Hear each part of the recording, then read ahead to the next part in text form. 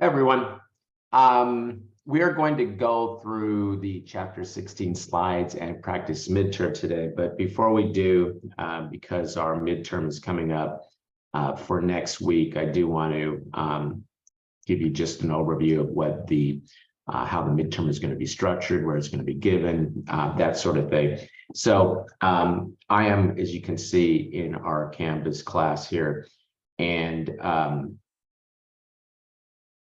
I'm going to just click on quizzes, because that's what you'll do when you take the midterm. And if you click on that, it won't open yet. I'm in student view, and it won't open at this point because the exam does not open until May 15th. That's this coming Monday at 12 a.m. That's at night, right? Okay, I doubt that you'd be taking it at 12 a.m. And it will remain open until May 21st. That is a Sunday at 11:59 p.m. at night. So it's open for a week. And during that week, you will have the opportunity to take the midterm any day that week. And I'm going to allow you 3 hours to work 20 multiple choice questions.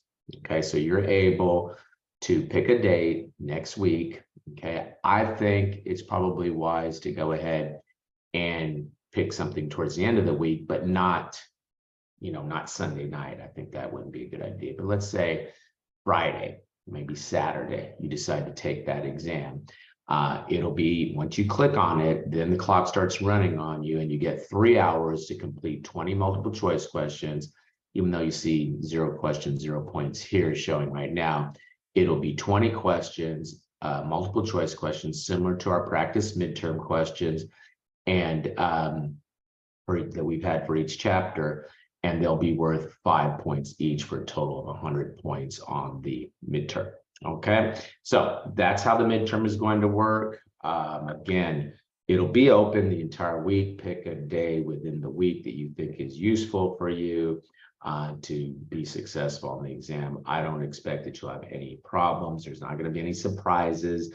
It's going to be very, very, very, very similar to what we've been practicing with the practice midterms, like we're going to do today as we go through and we start to talk about chapter 16.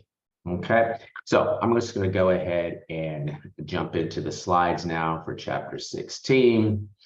And we're going to be talking about interviewing witnesses. Now, the discussion as it's presented here in the for our textbook with the slides really is a little bit skewed towards interviewing somebody that's a suspect, somebody that you believe has committed the fraud, and ultimately leading to some sort of confession, and even maybe getting a written confession from that individual. A couple of things.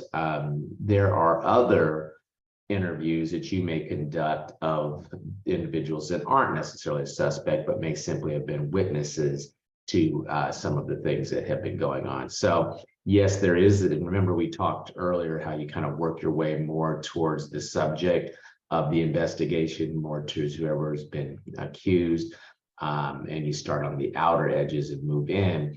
And so it's important to keep in mind that even though the discussion is a little bit skewed, in my opinion, towards the actual suspect, there are others who are, completely innocent that are further out from the whole thing that you might be interviewing as well.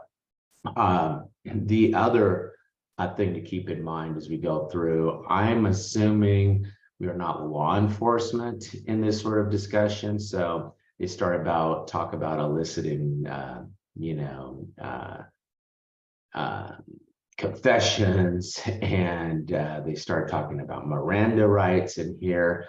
I'm assuming we're not law enforcement, so we're not going to be able to. And the Miranda rights was a statute that was passed some years, was named after a person, Miranda, who was questioned and made some confessions, and then they said, hey, you have to let the person know that they have the right to remain silent before you can start to get confessions from them. Well, that's for law enforcement. That's what they call Miranda. You heard that probably on television shows when they arrest somebody. They say you have the right to remain silent. Anything you say can and will be used against you, all that sort of thing.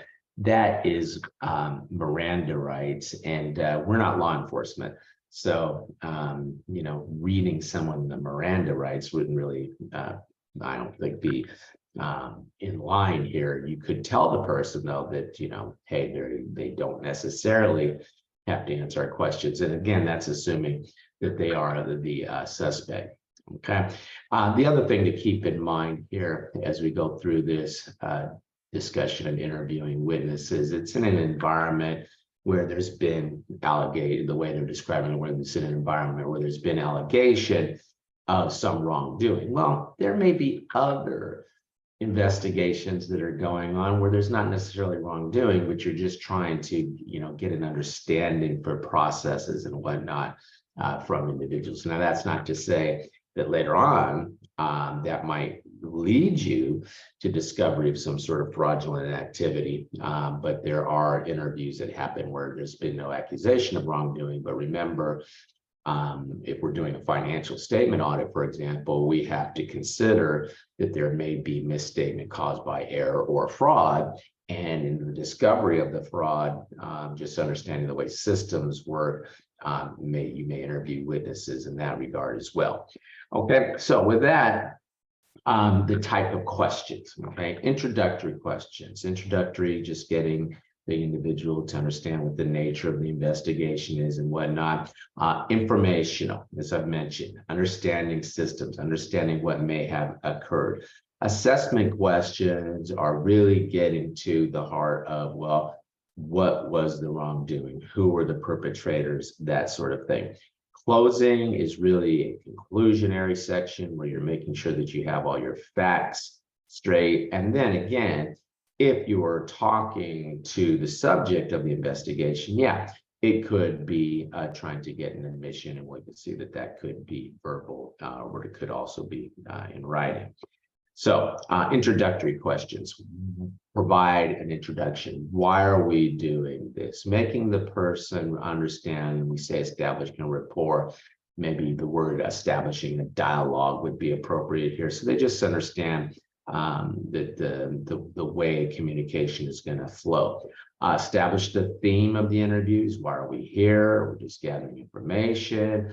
There's been an allegation, these sort of things. And then during that, observing the person's reaction so that you can then adjust as you go forward in the other sections of our interview appropriately based on how the person is reacting in the early stages.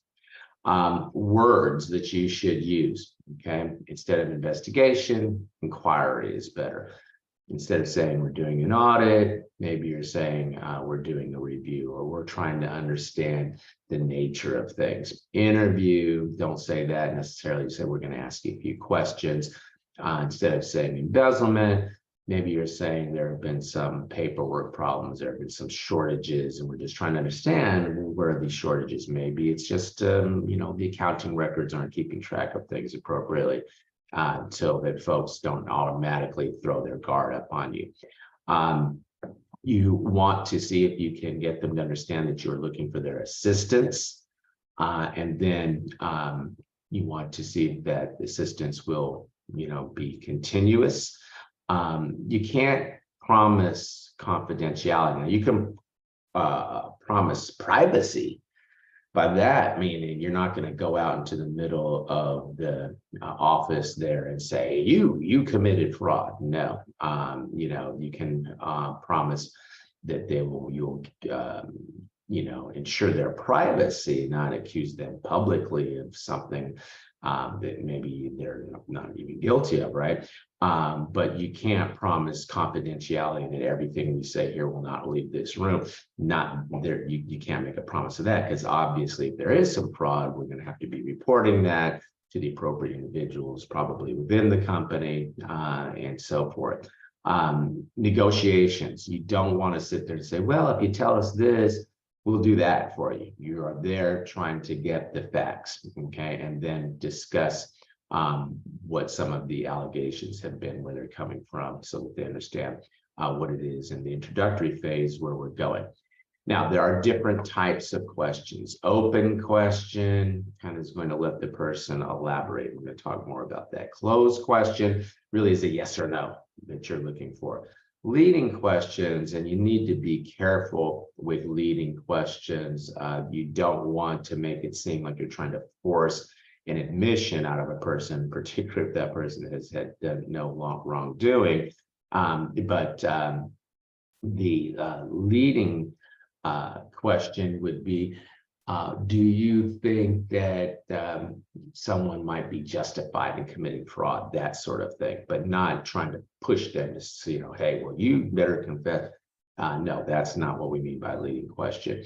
And then question sequence, from the less detailed to the more detailed to the very specific.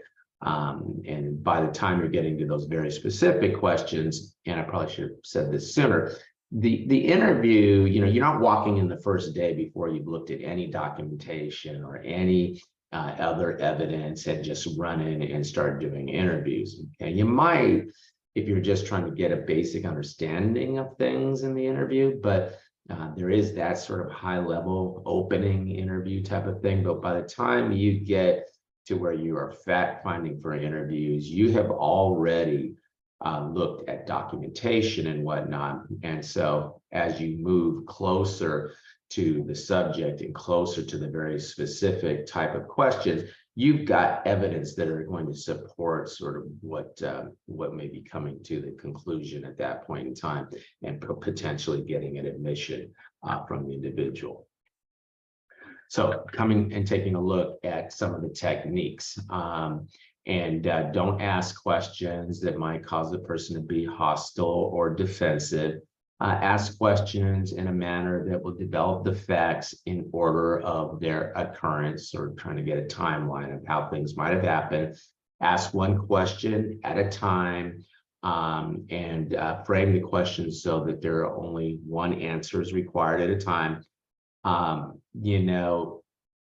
During an interview, you do want to take notes of what has been said in that interview. Probably you have somebody maybe of the team, maybe there's a couple of folks. You don't want a whole panel of people in your interview asking questions, but generally you want to have two folks in that interview, one pretty much leading the interview, asking the questions, the other person writing down and maybe chiming in with some follow-on questions that they may have as you go along. But you don't want to be in a situation where you're just scratching every single word down that they say either, because you want to keep this in a conversational mode, in a dialogue sort of mode. And if you stop and have long pauses where you're writing a bunch of notes, that's going to destroy that. So you probably have somebody sitting over there taking notes. If allowable, if agreeable, you may record that electronically, but you got to be careful with that, because once you start getting that, people may say, hey, I'm done, I don't want to be recorded, etc. So you have to be tread carefully on that. And it really depends on the policy of the investigation, the nature of the investigation, the amount of leverage that you have over the individuals. Really, a fraud investigation would be something that would be having to be supported by management. And individuals understand that that's part of their job responsibilities to participate in this investigation. And so, depending on how much support there has been on the investigation from management and whatnot, will probably leverage how cooperative the individuals are. But the point being here with the note taking and the asking the one question at a time, and getting one answer at a time, not only does it help focus the individual's thoughts, but it also helps you to get the chronology and get the information, the answer to the questions down in a sort of systematic manner. Don't try to be cute, just be straightforward, okay? And keep interruptions to a minimum.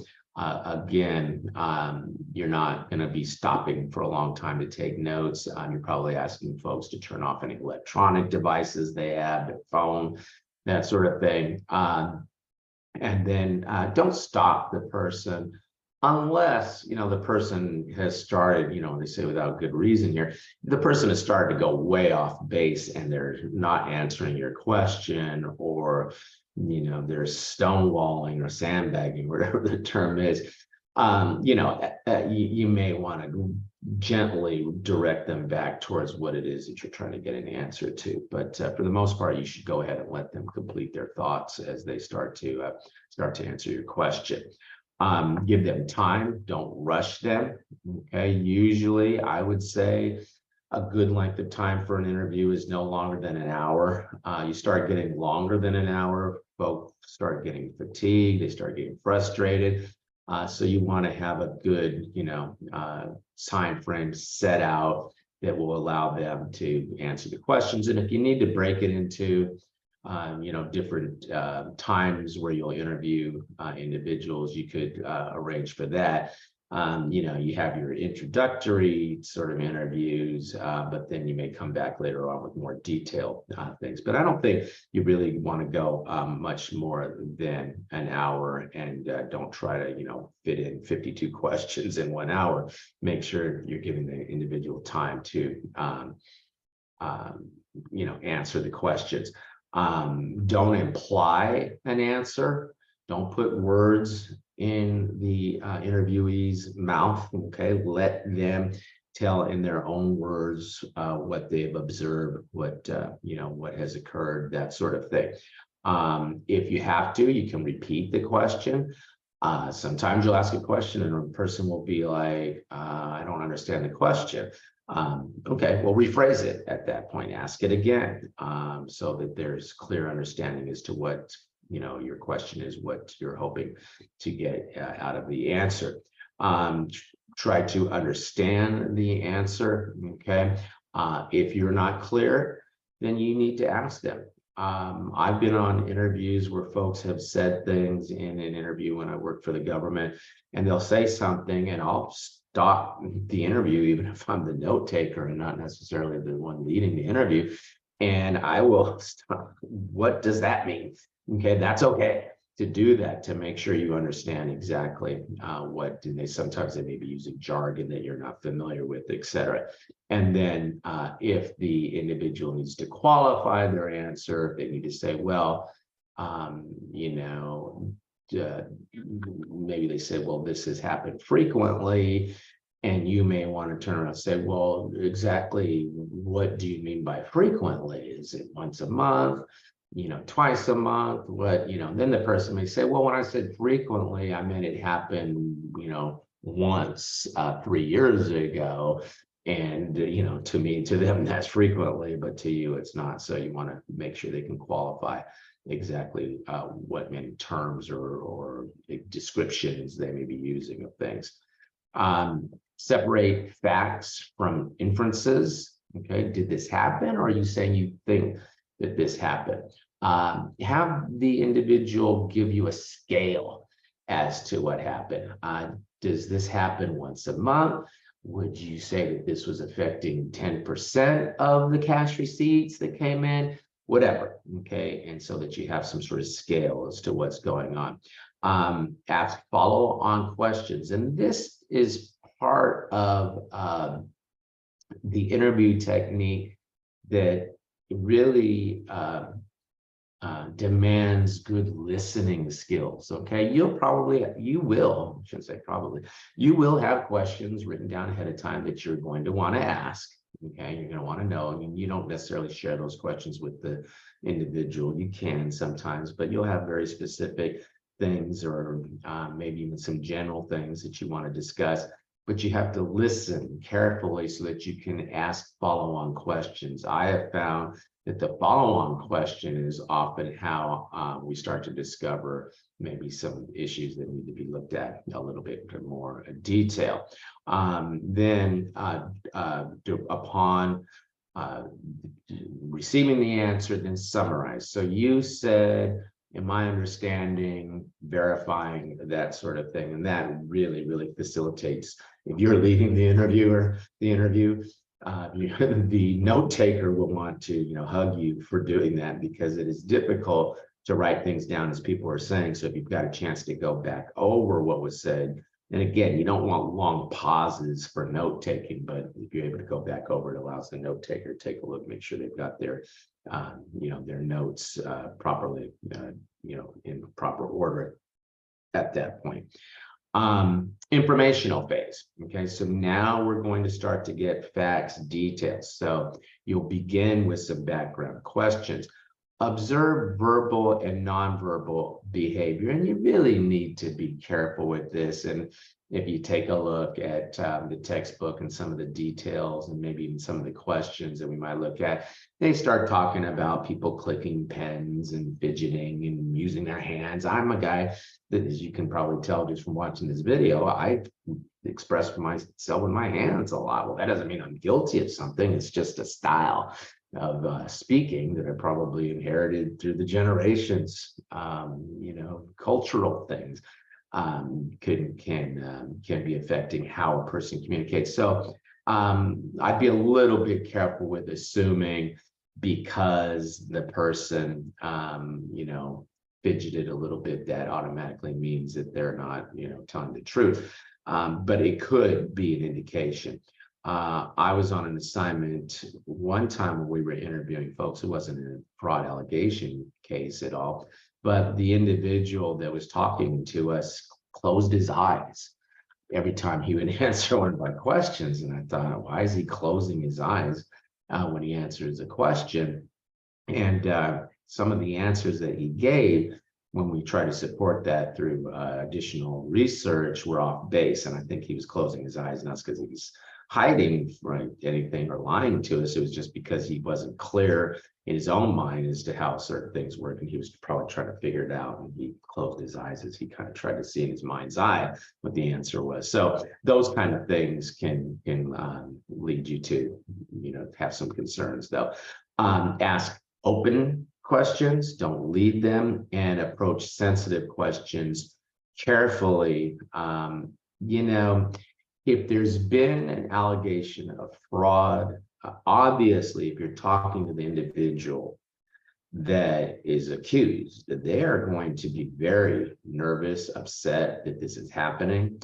But even individuals that maybe aren't involved, of course, don't want to be the person that maybe got somebody in trouble, maybe somebody that they're friends with, maybe somebody that they have a friendly relationship with outside of work, and so it's going to be tough. And so it's really going to test your ability to be sensitive and use some of the key words that we talked about earlier. And we're going to see some other ways of phrasing things that will help with the uncomfortable nature of this situation.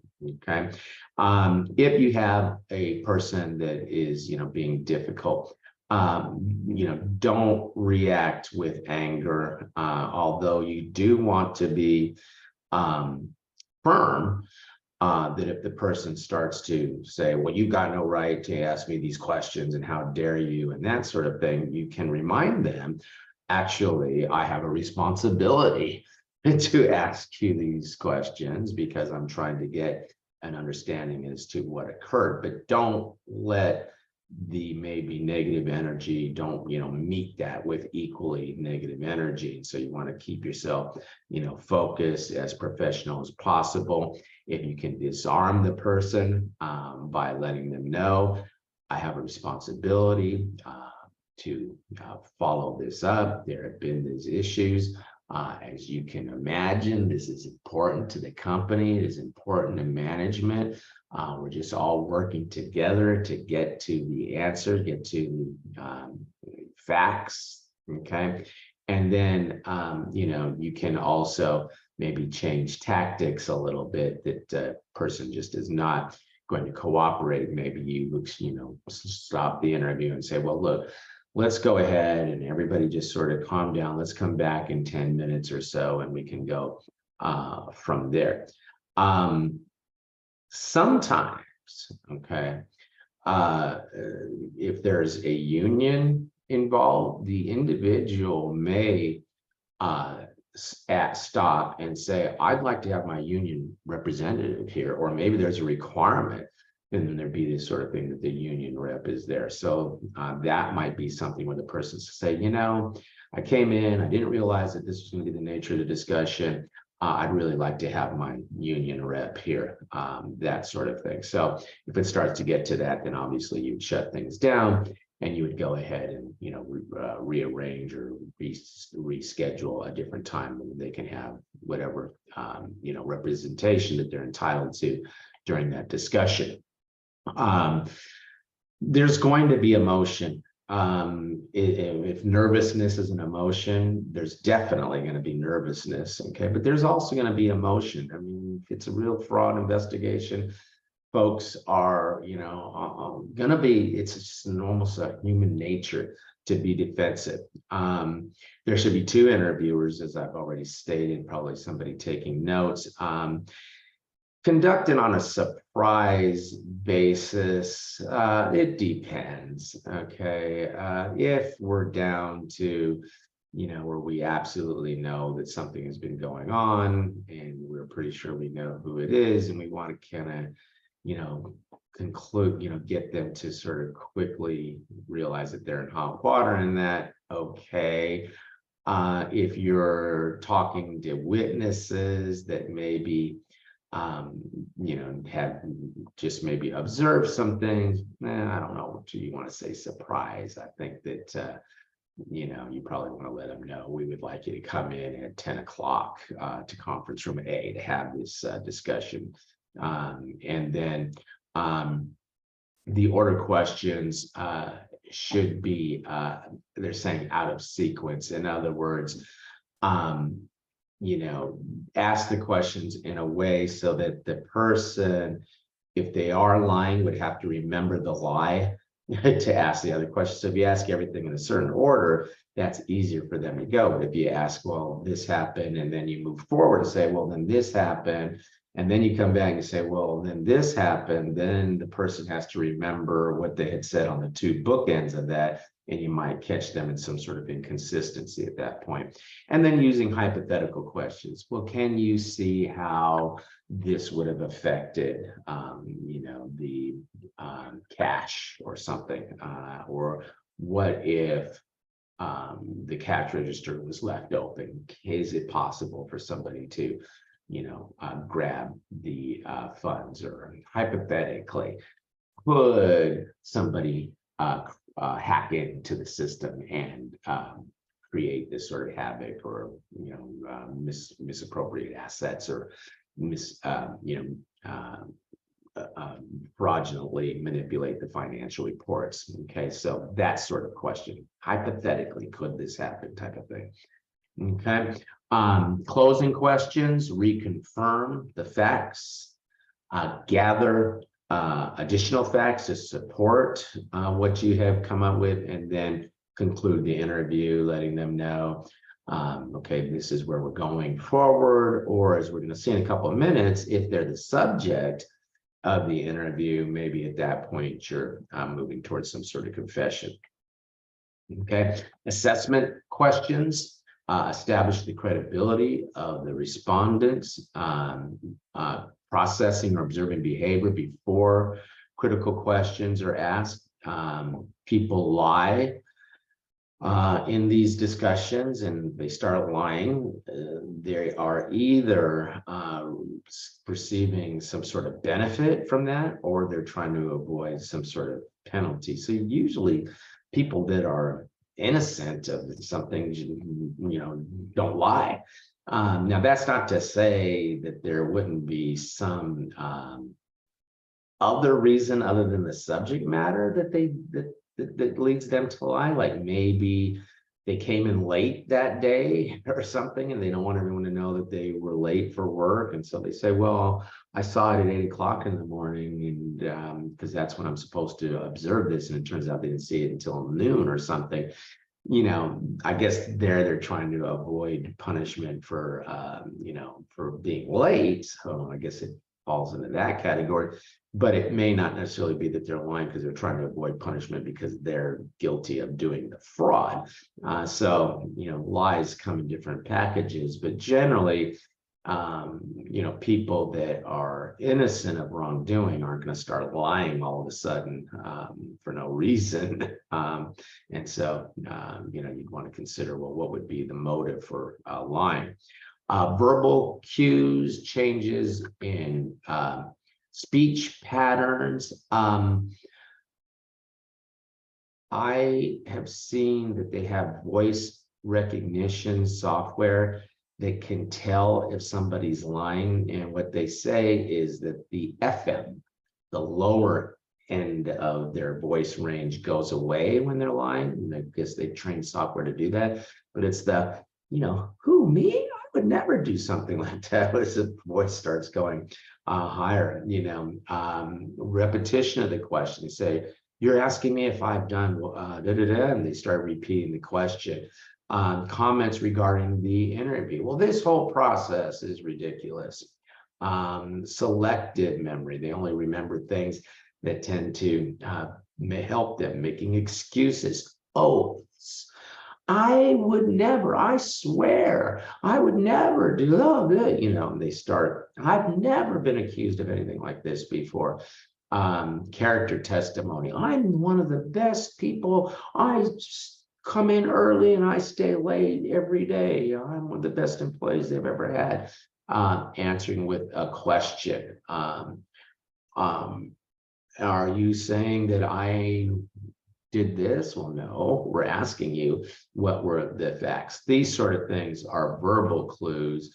Overuse of respect, weaker denials, avoidance of emotive words, refusal to implicate other suspects. You got to be careful with that one. I mean, people, they don't necessarily, in a work environment, okay, where they've got coworkers and whatnot, there probably are going to be a little bit careful about who they bring into, question. And I would understand that. I would think you'd want to be understanding of that. And then feigned unconcern, the old, like you see in the old, the criminal film, where the guy's got the sunglasses, oh, you ain't got nothing on me, and that kind of thing. That could be a way of them trying to whistle past the graveyard, etc. Nonverbal clues. And again, you've got to be a little bit careful with this. Manipulators, fleeing position, crossing arms, those sort of things. Hands over mouth. But again, you've got to be careful with these kinds of things. And then some things are culturally ingrained in the way people talk. And as I'm saying that again, there I go using my hands, and then they say, manipulation with the hands. Well, that's just how I talk. Okay, so you got to be a little bit careful with some of that. Some methodology. Interviewer. Why do you think someone might be justified in making a secret arrangement with one of the company's vendors? Can you see a benefit to that? Have you heard of such a thing? Can you see how someone might be able to circumvent the internal controls? You could see how somebody might be justified asking those sort of questions. Often will lead someone to start to talk about how they ended up doing what they did, or that they went ahead and did it. So that leads us to the admission seeking questions. Getting a confession, possibly getting that in written form if the individual is, of course, willing to do that. So, as I said, they talk about Miranda warnings. Generally a Miranda warning comes from law enforcement. And so I don't know that you necessarily would do a Miranda warning, but you would probably want to let the person know, well, look, it is in our opinion that you have done this, and know that we're trying to get a confession out of this, and so we can take the appropriate action, that sort of thing. Getting the moral acceptance, maybe letting the person understand, well, I know you've worked here a long time, and I know that at times you probably felt, that you were not being treated fairly, and you made a mistake. And, all those may be true, that the person made a mistake based on how they perceive the world at that point in time. That convey absolute confidence in the premise of the mission you're seeking. So don't get into the business of trying to get somebody to confess to something that they didn't do because you need a confession. You want to wrap this thing up, right? And so you're, as I've already stated, you're probably, when you get to this phase, you've got documentation that is pretty much going to, prove that the individual has done this, and you might present them with that information as you try to elicit this confession, this admission from them. So you need to have a reasonable suspicion or predication to believe that something has been done, that they've committed an offense. The acquisition is made under conditions of privacy. Again, you don't stand up in the middle of the office and say, you did this. Okay, that's not what's going on. The accuser does not take any action likely to make an innocent person confess, and we've already said that. So you're not trying to buffalo an innocent person into confessing to something that they didn't do. So you pretty much got the evidence to support what was going on, and now you're simply trying to get them to confess. And the accusation is conducted under reasonable conditions. Again, you're not sitting there in the middle of the break room calling somebody out. It's in a conference room, or you pull them outside or something as you're having this discussion. Okay. The accusation needs to be direct. You can repeat. If there are delays, interruptions, or the person starts reasoning or rationalizing, you want to sort of move them away from that at that point, because you're really now trying to get them to confess to what you at that point have pretty much established through your investigation is that they're the person that has done this particular fraud. Making sure, giving them rationalization as to why. Well, you had unfair treatment, you had financial problems, you've under stress. All of these sort of things are ways of sort of disarming the person and making them feel comfortable in giving you the confession. Okay. Now, when it gets to the alibi part, or it gets to, well, I didn't do it, and the reason I didn't do it, that's when you're going to start to bring in other evidence. Well, look, there's a security camera, okay, that shows you doing this, okay, and here it is. We see that you logged in on such and such a date into the system, and that you went into records that you're not supposed to because you used somebody else's password. And we know that it was you because it came from your computer, whatever it is. Okay, and at that point, you really start to talk about this evidence that you have, and that hopefully would lead the person to, get to where they are going to say, okay, you got me. Yes, I did this, and this is the reasons that it happened. Maybe help them to reinforce that rationalization. You get that verbal confession, okay, trying to figure out how often it happened, what was the motive, why did they do it, when did it begin, trying to get a timeline. Maybe about it as it happened in last 3 months, but they've been doing this for 2 years. And before it was ever, identified. So you probably want to do that to get a sense of the scope and the nature of the problem. Were there others involved? What happened to the money? Maybe they haven't spent the money. Maybe you can recover some resources. If it's an asset they've taken, well, where is it now? Well, I never actually even opened the box, whatever. And you can get and have some sort of recoveries. Okay. voluntary confession, important words that you would put in the signed voluntary confession. I knew the statement was untrue.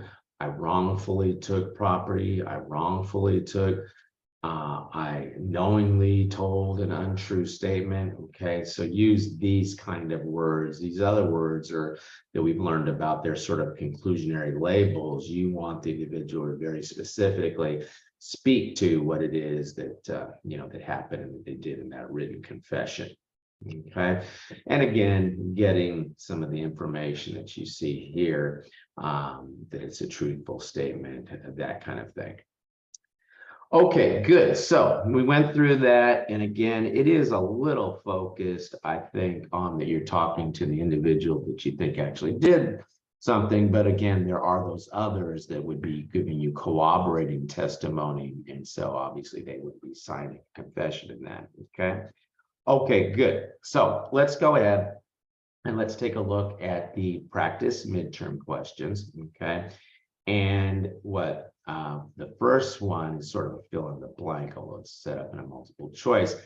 Admission seeking questions are asked if you have a reasonable cause to believe that the respondent is responsible. Again, you're not trying to get innocent people to confess to something, making them feel, oh, I'm going to get in trouble if I don't confess to this. No, you want the actual perpetrator, if you will, to be the one that is confessing, obviously. Which of the following is not one of the primary purposes of asking introductory questions during an interview? Yeah, you're establishing a rapport, observing their reactions, establishing a theme. We saw that.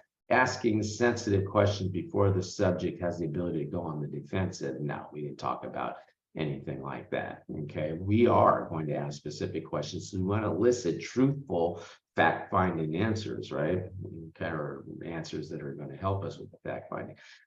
Number 3, which of the following is a rule that the interviewer should follow when asking questions during the introductory phase? And we said, one question at a time. You not only want that so that the individual can focus and give you a full detailed answer, but you've got to somehow record, and when I say record, I don't mean electronically necessarily, even through note-taking, when answering of the questions are jumping all over the place and going, in all different directions, and 2 and 3 answers to one question, that becomes very difficult to keep that interview focused.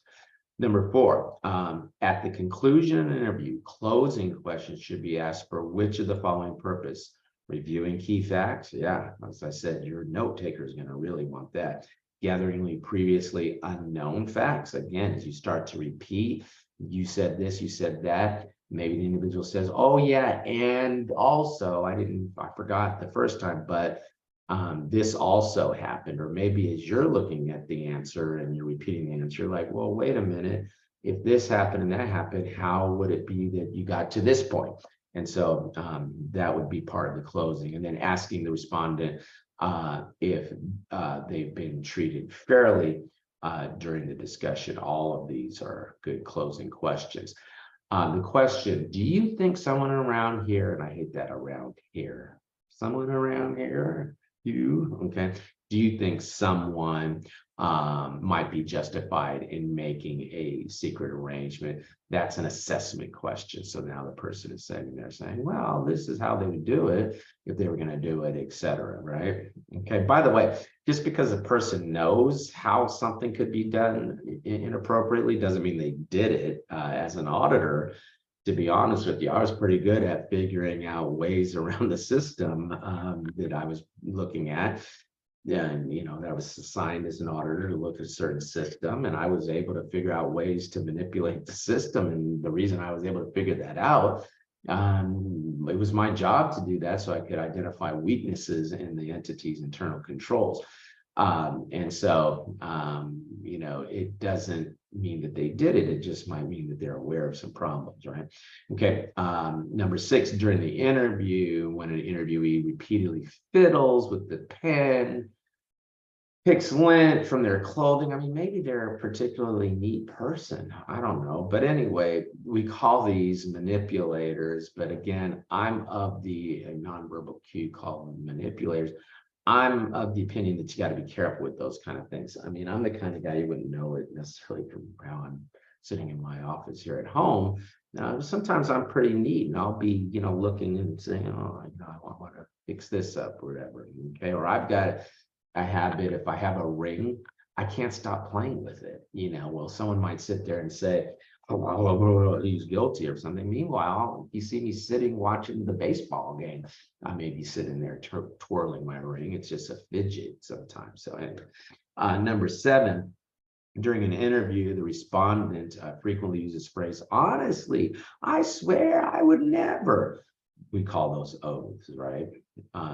Number 8, generally there's nothing illegal about accusing an innocent person of misleading as long as the accuser has predication, reason to believe that they've committed the offense. The acquisition is made under reasonable conditions and privacy. And by that meaning, you're not sitting there, everybody look, he's the one. No, okay, or calling them out in the middle of a meeting or something. No, you're not going to do that. And the accuser does not take any action, obviously, that is going to get an innocent person to confess. No, that's not appropriate. If you don't tell us what happened, it's not going to go well for you. That's not the kind of thing you want to be saying. Okay. Number 9, during an admission seeking interview, the accused individual will likely present reasons why they could not have committed an offense. When this occurs, the fraud examiner should step in and diffuse alibis by providing evidence, discussing deception. Well, you said this, now you said that, you lied to me. You just confessed to a lie. Now you're telling me this. Why should I believe this other thing, right? And then discussing the testimony of other witnesses, which is another form of evidence. Again, you would want to protect the anonymity of any witnesses, though. You're not going to say, well, so-and-so said. We are made aware that you were observed doing this, kind of that sort of discussion. And then in an admission-seeking interview, once the accused has provided a verbal confession, we should obtain writing. What are the amounts involved? Focus on obtaining, not necessarily writing, but what were the amounts involved? What was the motive? The names of other people who may have been involved, all of the above here, which would have been choice D if my computer had set that up, right? Choice D, all of the above would be something that you would do once you've gotten that confession. And then, of course, you want to get some of these things in writing. Okay, guys, hopefully that is helpful. Be looking for the midterm. I may be providing some additional examples of questions later in the week. So I would suggest, when I say later in the week, I mean next week, the week of the 15th. The exam will open on the 15th. It'll stay open until the 21st. Okay, let me just go ahead and put that back on the screen. Okay. I may be providing some additional practice for you, but I think if you are doing a good job looking at the practice midterms for the chapters that are covered on the exam, and that's probably not a bad idea to, excuse me, not that one. Okay. To put up the syllabus here. Okay. You can see that the exam is going to cover chapters 1, 11, 12, 14, and we looked at chapter 16 just now, okay? And I apologize for that, and I'll post this revised syllabus that it's saying chapter 16, 15, and it's actually 16. The book, the table of contents, I don't know if you acquired the book, and if you notice, the table of contents says chapter 15 for interviewing witnesses, when in fact it is chapter 16. Okay, so it's chapter 16 as we saw when we looked at the slide. So it'll be chapters 1, 11, 12, 14, and the information we just covered there, chapter 16. I'll post this revised syllabus. I don't know why the table of contents in the book called that out as chapter 15.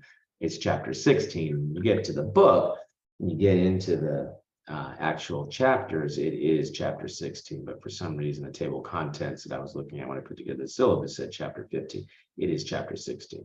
Okay. Okay, 20 multiple choice questions, 5 points each for a total of 100. You'll have 3 hours to work that. Okay, guys, good luck on the exam, and be looking for potentially some additional practice questions for you. And if not, we will see you the week after as we start getting into. So we kind of had this kind of large definitional discussion, how to conduct the assessments of fraud and all that sort of thing. And then we're going to start really getting into some of the specific fraud schemes as we move forward towards our next midterm. Okay, have a good week, and we'll see you in the next lecture.